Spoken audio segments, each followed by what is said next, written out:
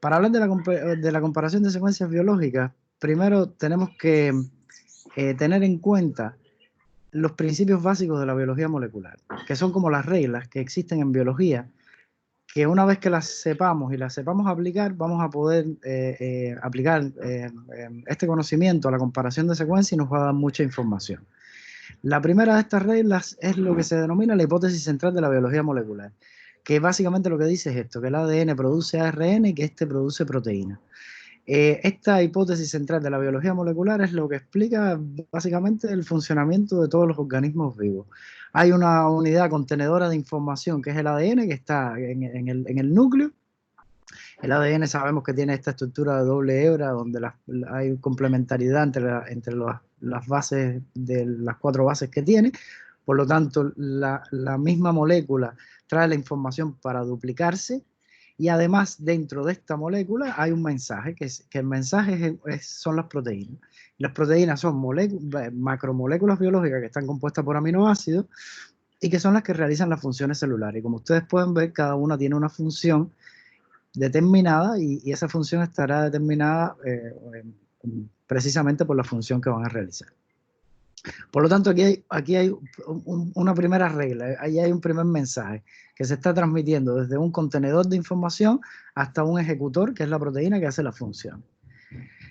El primer dogma de la biología molecular también nos está hablando de esta relación que se establece o cómo es que se transmite esta información. Y básicamente, por la composición química del DNA, el DNA son bases nitrogenadas, esta es la composición que tienen las bases, la composición química, y en el caso de las proteínas vemos que son aminoácidos, es otro tipo de molécula. Por lo tanto, la manera de representar lo que nosotros que usamos en bioinformática, de representar esta transferencia de información, es utilizando esto que son los caracteres de texto. Caracteres de texto para representar las secuencias de DNA, que son cuatro letras, con un alfabeto de 4 letras, que son los nucleótidos que componen la base. En el caso del RNA también el alfabeto es de 4 letras. La diferencia entre el RNA y el ADN básicamente es que ellos usan la base de uracilo en vez de la de timina, pero lo podemos representar por 4 letras también. En el caso de las proteínas lo representamos por la cadena de aminoácidos, que son 20 aminoácidos, correspondientes a los 20 aminoácidos que forman todas las proteínas. Este es digamos, lo que nos está diciendo el primer dogma y el código para poder traducir esta información que viene contenida en forma de nucleótido a una forma en forma de aminoácidos, es el código genético. El segundo dogma de la biología molecular nos va a hablar ahora de la relación que existe entre los caracteres, que son las secuencias. En este caso vamos a hablar de proteínas, la secuencia de los 20 aminoácidos que forman las proteínas, y la estructura que van a adoptar estas proteínas que le permiten cumplir una función. Hay aquí una transmisión de información también. Esta transmisión de información fue probada por Christian Amundsen, que fue premio Nobel de Química, y básicamente los trabajos de Amundsen consistieron, él trabajó con una proteína que es una ribonucleasa, que es una proteína que tiene una función específica, hidroliza ARN, moléculas de ARN. Es una proteína pequeña, compacta, que está estabilizada por enlaces disulfuro que se producen entre aminoácidos cisteína, y él, utilizando métodos químicos, despliega esta proteína. Hace que la enzima nativa, que tiene actividad funcional completa, la destruye esta forma que tiene, y la actividad, rompiendo primero los enlaces disulfuro y después añadiendo agente denaturante, que en el caso de las proteínas el calor o la urea provoca que pierda la forma. Esta proteína, una vez perdida la forma, puede volver a recuperar su forma y su actividad si revertimos el proceso químico. Y eso fue lo que demostró Christian Amundsen. Por lo tanto, ¿esto qué quiere decir? Que la secuencia de aminoácidos determina la forma que va a tener la mayoría de las proteínas. Hay excepciones, por ejemplo, a esta regla, que son las proteínas que necesitan chaperonas para plegarse. Pero normalmente se cumple esto en la mayoría de las proteínas. Por lo tanto, hay una información que está aquí en los aminoácidos que nos va a decir la forma que tiene la proteína y consecuentemente la forma estará determinada por la función que va a tener. Esta es la relación que nos habla de, digamos, este segundo principio de la biología molecular. El tercer principio, entonces, nos va a hablar de la relación que existe entre la secuencia y la estructura. Por ejemplo, aquí tenemos 3 proteínas que tienen 3 estructuras bastante parecidas. Son hemoglobinas, proteínas transportadoras de oxígeno. Si ustedes ven, son de diferentes especies, unas de humano, unas de cerdo y otras de tiburón. Si nosotros comparamos las secuencias entre ellas, vemos que la identidad de caracteres de los aminoácidos que componen su secuencia son diferentes. Existe por ejemplo, entre la humana y la de cerdo, existe una alta identidad entre los caracteres de los aminoácidos. Sin embargo, ya entre la humana y la de tiburón, ya la identidad es menor. Sin embargo, las proteínas siguen manteniendo una forma bastante parecida y todas siguen cumpliendo la misma función. ¿Dónde está el límite entre esta relación entre la secuencia y la estructura? Esto se puede demostrar, o sea, o la comparación estructural lo podemos utilizar, lo podemos hacer utilizando la desviación cuadrática media, que básicamente lo que hace es tratar de determinar cuál es la distancia entre dos objetos, en este caso en 2 dimensiones o en 3 dimensiones, básicamente calculando la diferencia de distancia entre coordenadas de los 2 objetos. Por lo tanto, tenemos un valor, podemos tener un valor numérico, estimativo, de cuál es la correspondencia estructural entre 2 secuencias de proteínas. Una vez que tenemos una manera de calcular esta correspondencia estructural, que en el caso de las proteínas, por ejemplo, normalmente alrededor de los 3 Antron, ya nos indica, mayor de 3 Antron ya nos indica que las proteínas no empiezan a parecerse. Podemos hacer podemos graficar esta relación. Y esta es la relación que hay entre la secuencia y la estructura. Vemos que básicamente secuencias que tienen identidades altas, a mayor identidad, a medida que las secuencias se van pareciendo más, sus estructuras, esta es la desviación cuadrática media, que básicamente lo que nos está diciendo que si 2 estructuras son totalmente idénticas, este valor será 0. Y si las estructuras son diferentes, este valor tenderá a aumentar.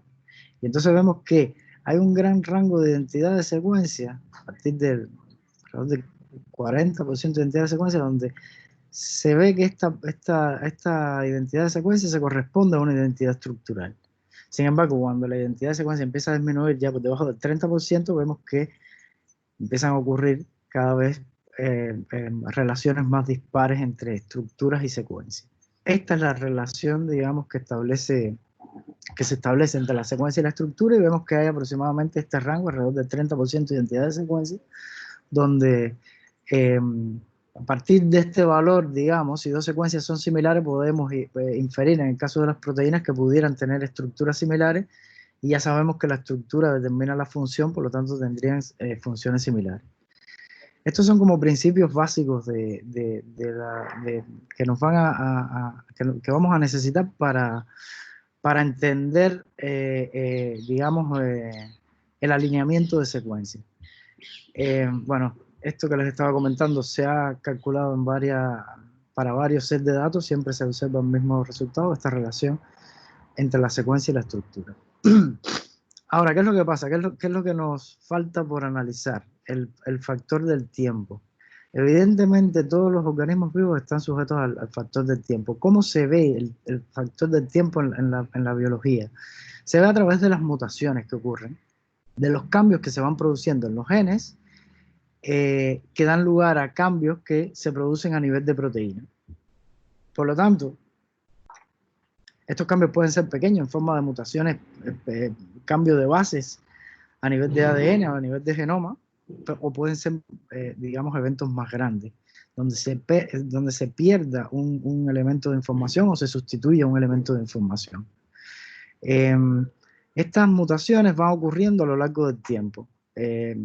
existen numerosas causas que pueden producir estos cambios a nivel de genoma, sobre acción directa o indirecta sobre el ADN, y están clasificadas y categorizadas en diferentes tipos.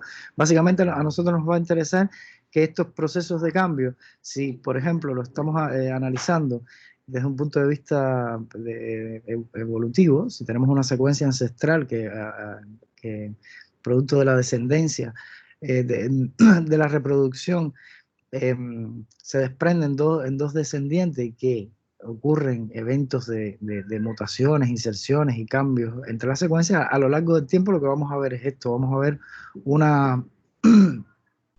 vamos a ver regiones donde se han producido cambios entre las secuencias y regiones donde ha habido conservación entre las secuencias. Por lo tanto,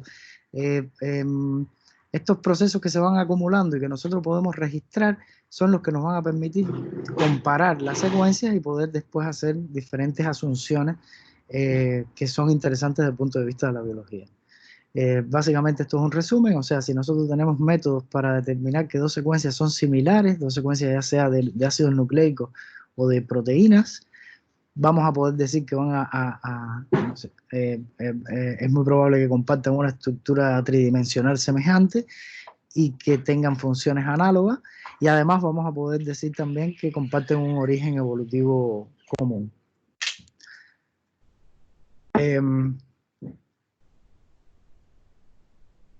Ahora, para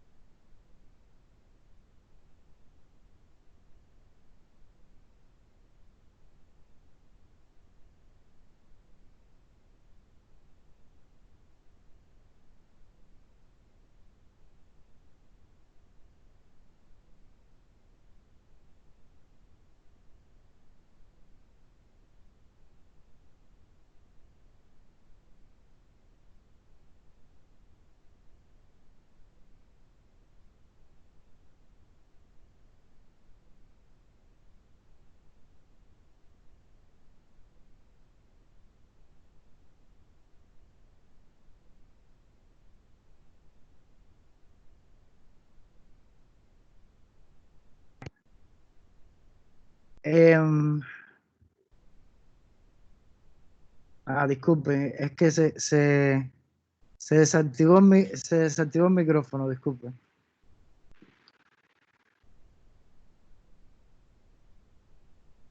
Básicamente, bueno, me quedo por acá, no sé si hasta aquí oyeron, pero acá lo que estábamos haciendo era un resumen de la importancia que tiene alinear secuencias y tener secuencias y tener una manera de poderlas comparar. Implicaciones que van a ir desde poder asumir que estas secuencias van a tener estructuras y funciones similares hasta que van a tener una relación evolutiva entre ellas. Como les estaba mencionando, la homología es una hipótesis que se hace basada en los valores de similitud entre las secuencias.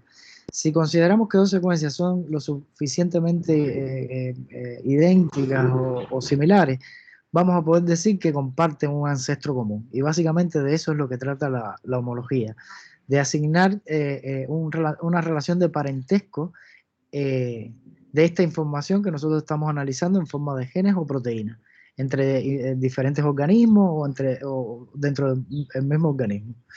Por lo tanto, hay dos conceptos aquí que se separan, digamos, que son el concepto de homología y de similitud, entendiéndose por similitud un valor numérico que se extrae de esta comprobación de coincidencia o no de caracteres entre dos secuencias alineadas, y la homología es, digamos, que esta hipótesis biológica que uno hace en base a, entre otras cosas, estos valores de similitud.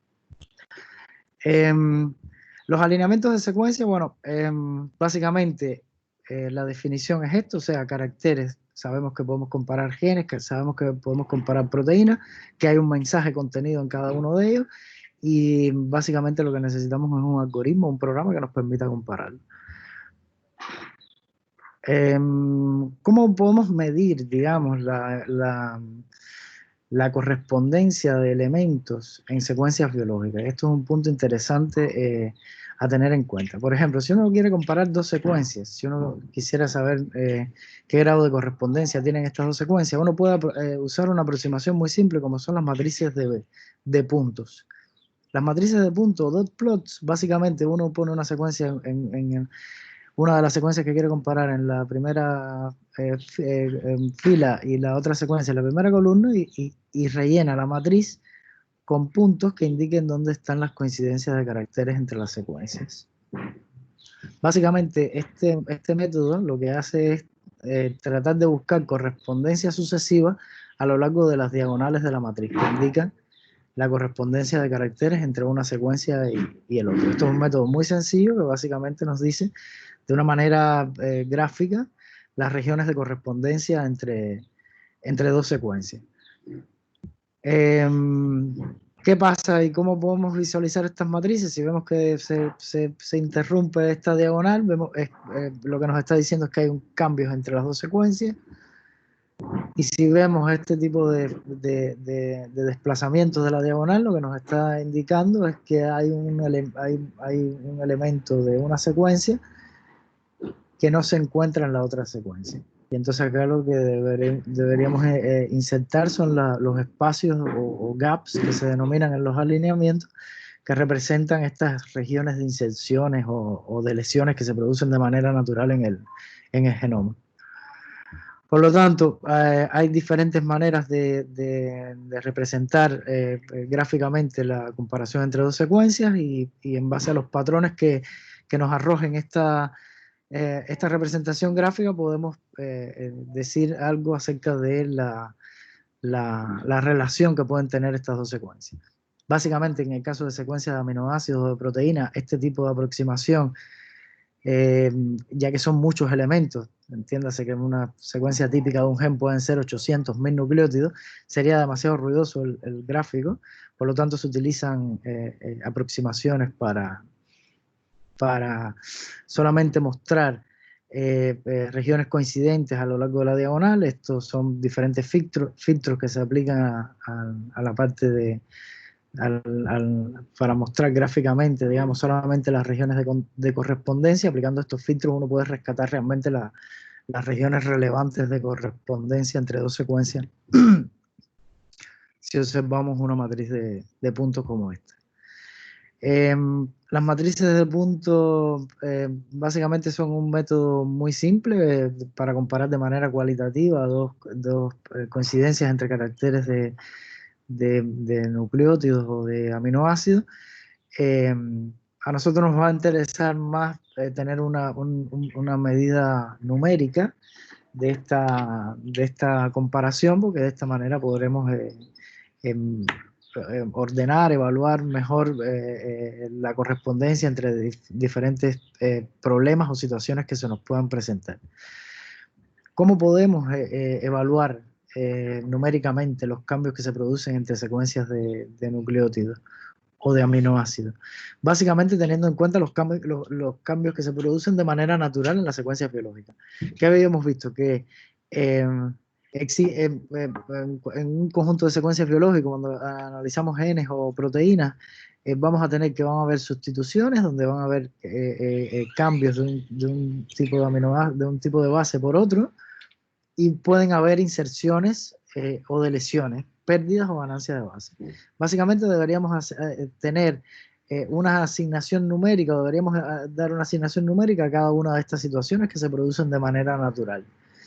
Por ejemplo, si decimos que las coincidencias en un alineamiento tendrán un valor positivo y que las no coincidencias, donde no ocurran caracteres o donde haya sustituciones o inserciones o deleciones, tienen valores negativos, porque son eventos no favorables que atentan, digamos, contra un buen alineamiento entre las secuencias, Podemos definir una función de score de esta manera, muy sencilla, que tenga en cuenta los valores estos predefinidos de sustituciones o inserciones o deleciones y el número de veces que se repitan cada uno de estos elementos en el alineamiento. Y de esta manera podemos calcular, tener un valor numérico, digamos, de un alineamiento entre dos secuencias atendiendo estos parámetros. O sea, así de esta manera, si tenemos un par de secuencias alineadas o varios alineamientos para un mismo par de secuencias, a través del valor del score o del puntaje, podemos escoger cuál sería el mejor alineamiento atendiendo a estas reglas que hemos definido de coincidencia, no coincidencia, inserción y deleción. Ahora, ¿qué es lo que ocurre?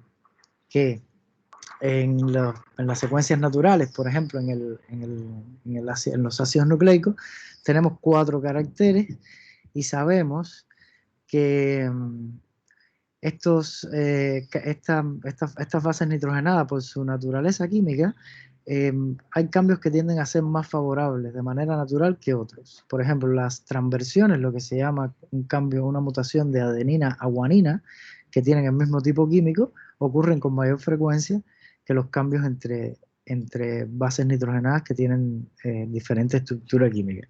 Para reflejar esta diferencia, se establecen modelos de sustitución que tienen en cuenta esta diferenciación, cuando es una sustitución conservativa, digamos, o cuando es una transversión o una sustitución menos conservativa. En este caso, la primera es la primera que les mostraba, es la matriz de identidad, que es una matriz muy sencilla, básicamente que da valores de positivo a las coincidencias y 0 a las no coincidencias. Este es un caso un poco más descriptivo de lo que ocurre de manera natural teniendo en cuenta los elementos biológicos que hay. En el caso de los aminoácidos, el problema es un poco más complejo porque son 20 aminoácidos, no son 4 bases, son 20 aminoácidos, tienen propiedades físico-químicas diferentes todas estas elementos, pero también tienen propiedades pero entre ellos, digamos que se agrupan también y comparten ciertas propiedades que son comunes. Por lo tanto, hay aminoácidos, dentro de los 20 aminoácidos, hay aminoácidos que tienden a suplementar las funciones de otros. Por lo tanto, es más probable que se intercambien por otros en un alineamiento de secuencia. ¿Cómo podemos tener esto en cuenta? Calculándolo en un alineamiento de muchas secuencias relacionadas y viendo el rate de los cambios en una misma columna de este alineamiento entre muchas secuencias, cuáles son las posiciones, cuáles son las transposiciones entre aminoácidos que ocurren. Estas transposiciones se calculan a lo largo de todas las columnas, de todo el alineamiento, y se construye una matriz de frecuencia, donde nos está dando la frecuencia de cambio de cada uno de los aminoácidos por los otros en este set de secuencias que hemos escogido. Esto nos permite calcular un ratio, que es el ratio de la frecuencia observada sobre la frecuencia esperada de cambios en base a este conteo que hemos realizado. Y este ratio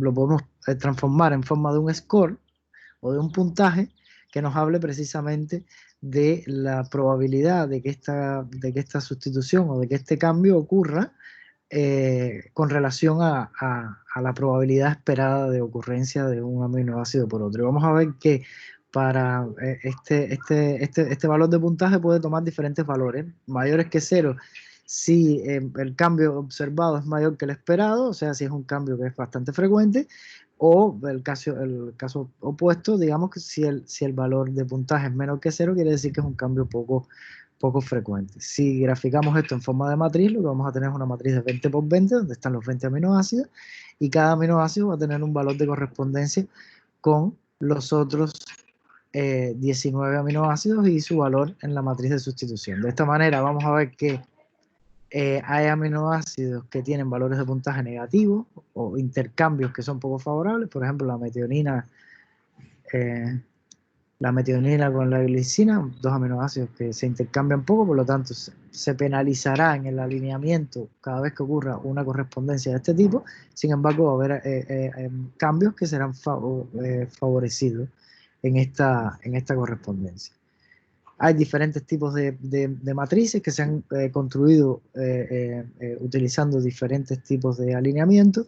Acá les pongo las matrices más utilizadas, las que utilizarán ustedes en los programas, en los ejercicios prácticos que haremos. Son matrices estándares. En el caso de los aminoácidos, ya les digo, las más usadas son las matrices PAM o las matrices Blossom. Y básicamente lo que tienen en cuenta es la correspondencia de estos cambios. El tipo de matriz que uno va a aplicar generalmente tiene que ver con el grado de identidad que se sospecha que tienen las secuencias a comparar. Y hay unas reglas que se las dejo detalladas en los vídeos de clase de cómo es que cómo esta regla se puede aplicar para la comparación de secuencias. Básicamente, entonces, ahora tenemos un método para evaluar la correspondencia entre secuencias de aminoácidos utilizando una matriz de puntaje que básicamente nos va a permitir calcular un valor de score o de puntaje para el alineamiento. Aquí lo vemos. De esta manera ahora tenemos una evaluación cuantitativa, digamos, de la correspondencia entre las dos secuencias. Por último, tenemos que estimar o tenemos que tener un estimador para las inserciones y las deleciones, para los cambios estos más drásticos que ocurren entre las secuencias, cuando se pierden segmentos o se ganan de una secuencia con relación a otra. Estos son grandes cambios, por lo tanto ocurren de manera menos frecuente, generalmente se penalizan más en una función de puntaje cada vez que ocurren estos eventos de inserción o deleción. Estos eventos se ha visto en la naturaleza que ocurren normalmente o generalmente asociados a regiones de conexión entre dominios de proteínas, regiones no estructuradas, de manera que no son tan importantes desde el punto de vista funcional, y básicamente una función que se utiliza es una función lineal que depende de la longitud, del tamaño de la inserción o la deleción que se incluye en el alineamiento, y un valor constante que se define previamente. ¿Qué es lo que ocurre? Que en la naturaleza normalmente este tipo de situación suele ocurrir más frecuente que para un mismo par de secuencias. ¿Qué quiere decir? Que los eventos de inserciones o de lesiones generalmente cuando ocurren a nivel de genoma involucran un conjunto consecutivo de elementos de una secuencia. Por lo tanto, esto es más probable que ocurra. Por lo tanto, deberíamos tener una manera diferente de poder evaluar los eventos de inclusión de un gap o de extensión de este mismo. Para eso se han desarrollado diferentes aproximaciones, y de las más utilizadas son las que se le llaman Steingart penalties, que básicamente lo que se hace con esta función es disminuir la pendiente de la penalización por el gap. Uno se mantiene una penalización para la apertura de un gap, pero una vez que este gap está abierto se extiende o se toma un valor de referencia de penalización para la extensión del gap diferente, de manera que la pendiente de esta recta cambia. Este matiz hace que para alineamientos que de una manera pudieran obtener un valor de score o de puntaje similares o el mismo, utilizando un tipo de medida como la extensión de gap, se obtienen scores diferentes, porque tienen en cuenta la extensión de una manera diferente a la apertura del gap. Estos son los detalles, digamos, que nos va a permitir después introducirnos en los programas para hacer el alineamiento de secuencias. Básicamente, cuando tenemos dos secuencias alineadas, ya sea de ácidos nucleicos o de proteínas, vamos a tener, si queremos evaluar cuantitativamente ese alineamiento de correspondencia entre ellas, deberemos tener una una referencia de los valores de sustitución, que en el caso de los aminoácidos pueden ser las matrices de sustitución, unos valores o una función que nos estime la apertura y la extensión de los gaps, y de esta manera podemos determinar un valor de puntaje para este alineamiento y así poderlos comparar. Algoritmos para hacer estos alineamientos, les he comentado que existen básicamente unos que utilizan la programación dinámica. La programación dinámica es una técnica algorítmica que básicamente lo que hace es dividir un problema muy grande en pequeños subproblemas y atacar la solución de estos pequeños subproblemas, de manera que si los resuelve todos, logra la resolución total del problema. La programación dinámica, básicamente, esto es un ejemplo que les pongo acá. Quiero alinear dos secuencias y necesito diferentes parámetros, digamos, para estimar la correspondencia o no, que lo puedo sacar de una matriz de sustitución como esta. Unos parámetros para la apertura de gap. En este caso nada más que vamos a usar parámetros para la apertura de gap, no para la extensión, y un valor y una definición recursiva del puntaje que va a tener en cuenta los casos que pudiesen dar, o sea, que las secuencias estén alineadas. ¿Cuál es el valor? En ese caso tendría que ir a la matriz de puntaje y decir, bueno, los dos elementos están alineados. ¿Qué par de elementos es? Son las A, pues el valor es 2. Si ocurre, el otro caso que pudiera darse en el alineamiento es que la secuencia I, por ejemplo, esté alineada con un espacio en la secuencia J.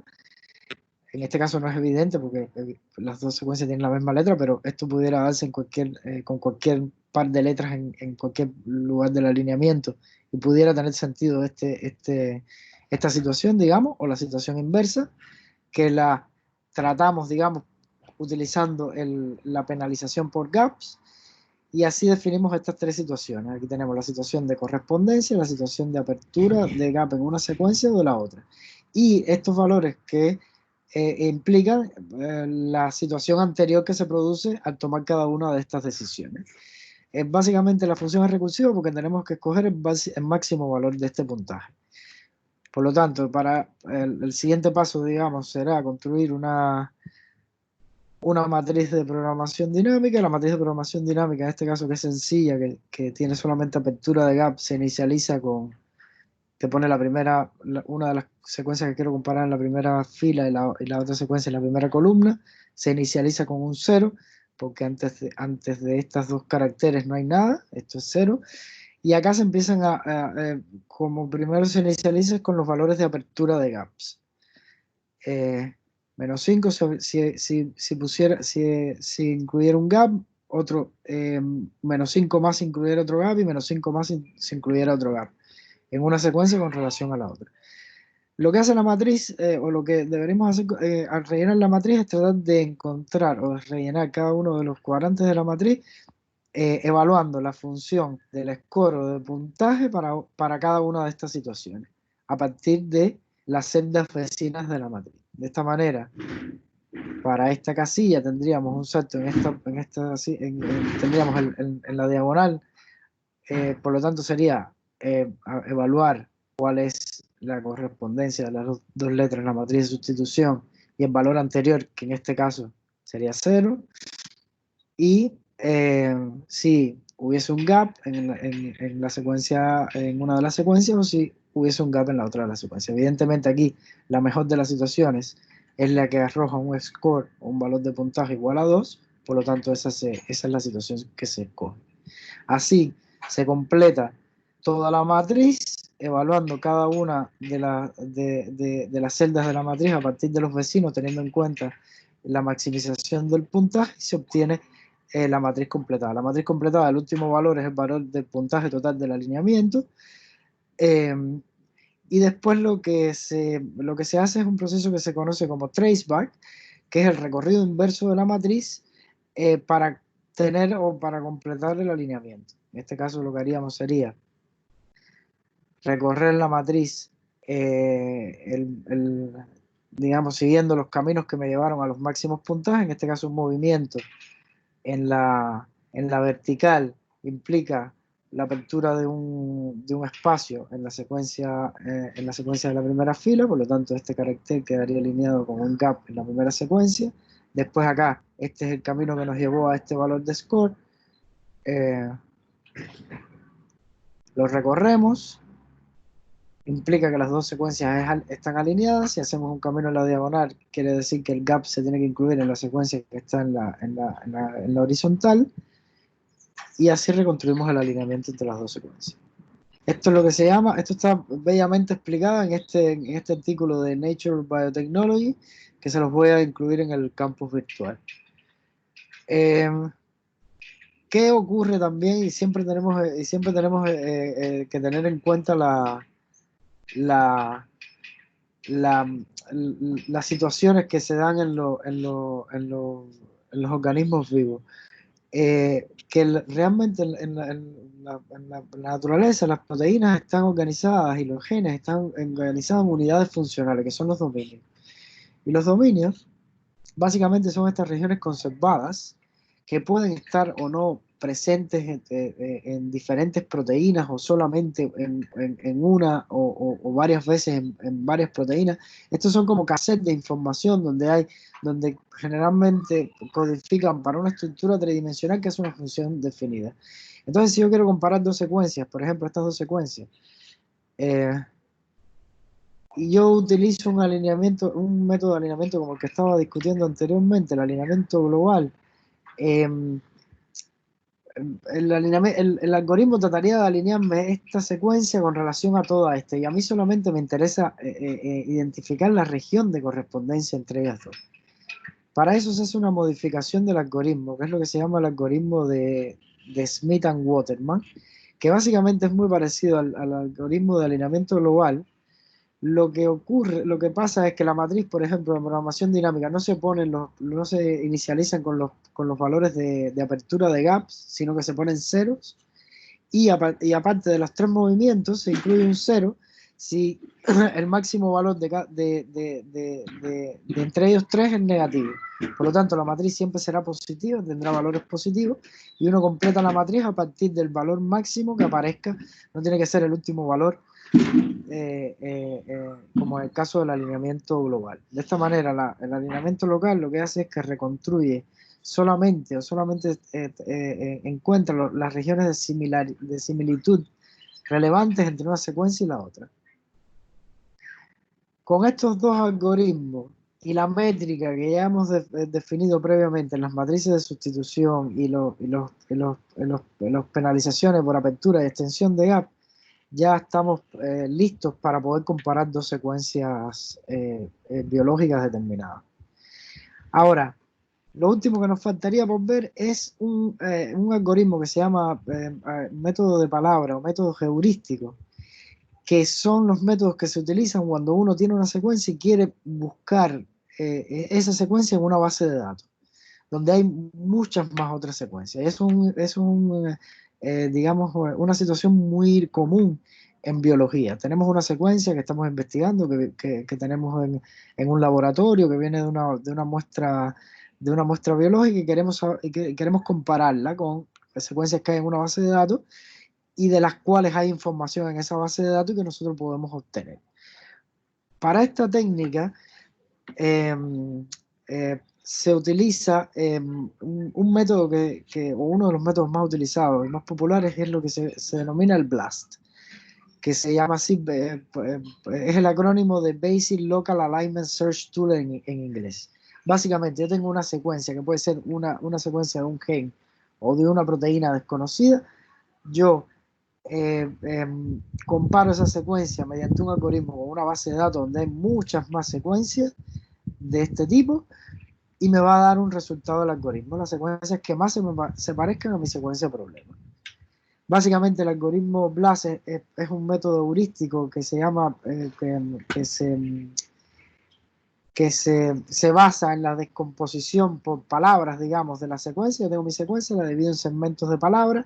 Estos segmentos de palabras, tengo previamente mi base de datos con todas las secuencias de mi base de datos compiladas en estos arreglos de tres palabras, y veo dentro de mi secuencia si existen secuencias en la base de datos que tengan correspondencia significativa con mi secuencia. Esa correspondencia significativa se calcula por los valores de correspondencia, por ejemplo, de una matriz de sustitución, calculando los scores o los puntajes y decidiendo un valor de puntaje para el cual voy a considerar que estos caracteres sí tienen una similitud relevante con esto. Una vez que establezca esto, voy y selecciono todas mis secuencias que cumplan esa condición y extiendo los alineamientos en ambas direcciones, calculando sucesivamente a cada paso de extensión el valor del puntaje y deteniéndome cuando el puntaje comienza a disminuir. Esto es lo que se denomina un high score pair, un par de alta puntuación.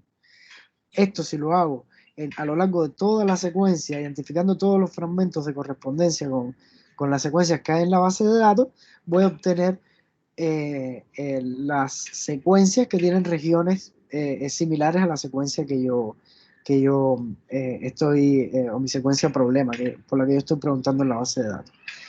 Básicamente, ¿cómo se evalúa la calidad de este resultado que yo tengo? Existe un parámetro estadístico que es el valor de E, o el valor de expectancy, el e-value, que básicamente depende del valor de puntaje de este alineamiento y del tamaño de la base de datos que se consulta. Para secuencias de proteínas normalmente y el tamaño de la base de datos como las que vamos a consultar en la práctica en el campus virtual, los valores de expectancy suelen ser muy bajos, 10 a la menos 6, 10 a la menos 9. Pero depende, como ya les he dicho, del tamaño de la base de datos que uno consulta. Estas son básicamente las reglas para definir la significancia estadística del e-value en una búsqueda de tipo BLAST. Y por último les voy a hablar de el uso de esta herramienta cuando la vamos a usar en el servidor del NCBI, que es la práctica básicamente que tendrá que ver con el ejercicio práctico que realizaremos. Existen varios tipos de búsquedas de tipo BLAST y eso tendrá que ver con el origen de la secuencia que vayamos a consultar, si es una secuencia de nucleótidos o si es una secuencia de proteínas. Si es una secuencia de proteínas haremos un BLAST-P, si es una secuencia de nucleótidos haremos un BLAST-N, pero ya conocemos que hay un código que conecta a las secuencias de nucleótidos con las secuencias de proteína, por lo tanto podemos hacer diferentes tipos de BLAST que tienen en cuenta la traducción de nucleótidos a proteínas para hacer búsquedas más extensas. Básicamente, después que selecciono la secuencia o el tipo de secuencia que voy a alinear y el algoritmo que voy a utilizar, necesito seleccionar la base de datos. La base de datos en el NCBI hay diferentes tipos de bases de datos, base de datos de genomas, de secuencias genómicas, etc. En el caso de las proteínas también existen varias bases de datos. En el ejercicio práctico utilizaremos la base de datos de UniProt, pero el NCBI tiene base de datos de referencia de secuencia de proteínas o incluso estructuras tridimensionales de proteínas. Y por último, seleccionamos el tipo de algoritmo que vamos a utilizar. En el caso de este ejemplo, creo que si comparamos una secuencia de proteínas, utilizamos el algoritmo BLAST-P y definimos los parámetros de las secuencias que queremos que el programa nos entregue, el valor de E que queremos, el filtro por expectancy y el tamaño de palabra de búsqueda. Y después hacemos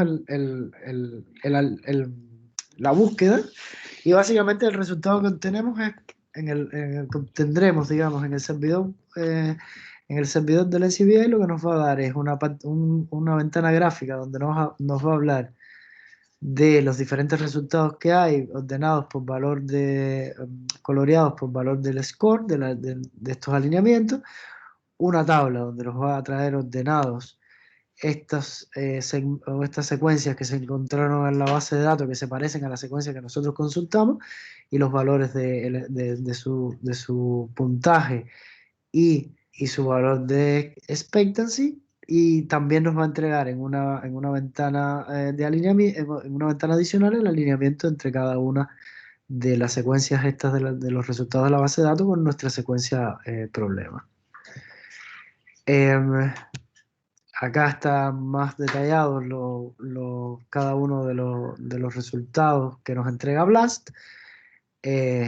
Y acá les muestro los tipos de combinaciones del algoritmo en dependencia de la búsqueda que se quiera realizar, pero esto lo vamos a entender mejor una vez que hagamos la práctica y la discutamos. Entonces, estas son también modificaciones que se han hecho al algoritmo para hacer búsquedas, digamos, un poco más específicos desde el punto de vista de sistemas o temas especiales que se ven en biología. Por lo tanto, con esto